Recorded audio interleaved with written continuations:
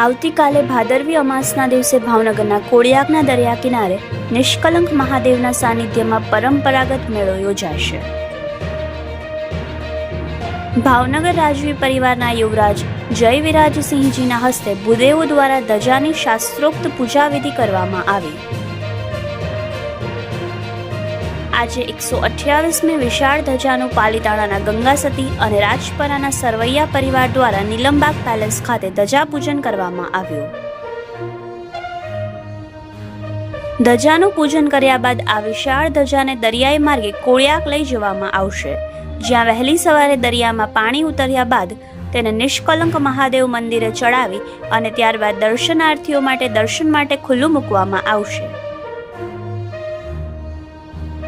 Chief editor Nitin મેર, Yashvi Gujarat news, Bhavnagar.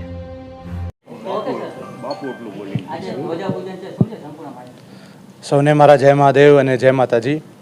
જેમ સાહેબે કીધું, બાપુ કીધું, પવિત્ર શ્રાવણ માસ છે અને એમાં પણ ભાદરવીની તારીખ છે, ત્યારે પરિવાર દ્વારા અને સરવૈયા પરિવાર, આપણા અન્ય રાજપૂત સમાજ અને ભાવનગરના તમામ નગરજનો મહાદેવને પ્રાર્થના કરે છે, શ્રદ્ધાળુ ભક્તો છે। ત્યારે આ જૂની પરંપરાઓને ધ્યાનમાં રાખીને સાચવીને આજે નેકનામદાર મહારાજા સાહેબ અને મહારાણી સાહેબની શુભેચ્છાઓ છે।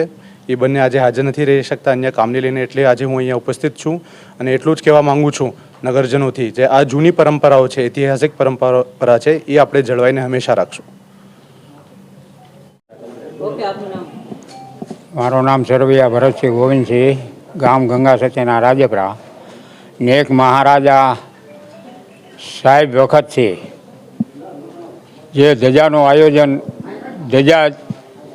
ધજા પૂજન વિધિનો કાર્યક્રમ રાખી છીએ, પૂજા કરીને પછી ધજા જે નિષ્કલંક મહાદેવે ચડાવી છે અને આજે 128મી ધજા છે અને મહારાજાની પ્રથમ ધજા ચડે છે અને પ્રથમ ધજામાં જે નેક મહારાજાનું આટલું વર્ચસ્વ છે કે મહારાજાએ જે અર્પણ કરેલું છે એના વિશે તે આજે પ્રજા એને ભૂલી શકતી નથી અને પ્રજાનો સાથ છે મહારાજા તેમજ પોલીસ ખાતું તેમજ મીડિયા ભાઈઓ અને આ મરીન ટાઈમ બોર્ડવાળાનો અમારો પૂરો સાથ સહકારથી પ્રથમ ધજાને આયોજન કરવા માટે અમને બહુ યોગ્ય સગવડતા કરી દે છે અને પ્રથમ ધજા ચડ્યા પછી જ તે બીજાની ધજા ચડવા દે છે અને આજે આટલું નામ જે રાખ્યું છે એ બહુ સારું છે। જય મહાદેવ।